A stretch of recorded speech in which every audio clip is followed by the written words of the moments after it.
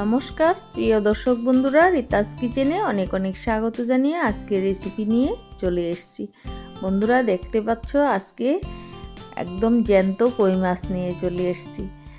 কই মাছ কাটুনিও দেখতে পারে, রাঁধুনিও দেখতে পারে। দেখতেই পেলে কিভাবে নাচছে কাটার পরেও। আমি এখানে 5-7টার মতো মাছ নিয়েছি। এগুলোতে মশলা অ্যাড করে নেব। প্রথমে দিয়ে দিচ্ছি নুন, দিয়ে দিচ্ছি 1/2 টিস্পুন হলুদ গুঁড়ো, দিয়ে দিচ্ছি 2 টেবিল স্পুন সরিষার তেল। এবার একটি মশলা বেটে নেব। এখানে পোস্ত 1 টেবিল স্পুন, সাদা সর্ষে 1 টেবিল স্পুন, 4-5টা কাঁচা লঙ্কা একসাথে বেটে নিয়েছি। এবারে হাতের সাহায্যে খুব ভালোভাবে মেখে নেব।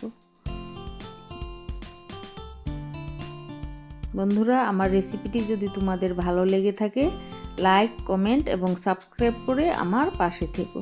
দিয়েছি 1 চিমটি কালো জিরে, দিয়েছি সামান্য একটু ধনেপাতা কুচি, 2টি কাঁচা লঙ্কা। কাঁচা লঙ্কা ধনেপাতা না দিলেও হবে, দিলে সেন্টটা খুব সুন্দর বেরোয়, তার জন্য আমি কাঁচা লঙ্কাটা ধনেপাতাটা দিয়ে দিয়েছি। এবারে ঢাকনাটা লাগিয়ে ভাপে বসিয়ে দিয়েছি। প্রায় 10 থেকে 12 মিনিটের মতো ভাপিয়ে নেব। মাছগুলো যাতে একদম তুলতুলে নরম হয়ে যায়। তারপর একটু ঠান্ডা করে মাছগুলো এপিট-ওপিট করে দিয়ে আরও কিছুক্ষণ ভাপে বসিয়ে তারপর নামিয়ে নেব। গরম গরম সার্ভ করে নেব আজকের রেসিপি। বন্ধুরা, তোমরাও একবার এইভাবে বাড়িতে বানিয়ে দেখো, খেতে দারুণ হয়েছিল। গরম ভাতের সাথে এইভাবে একবার বানিয়ে খেয়ে দেখো শুধু, আর আমাকে কমেন্ট করতে ভুলো না। বন্ধুরা, তোমাদের একটু সাপোর্টে আমি অনেক দূর এগিয়ে যেতে সক্ষম হব।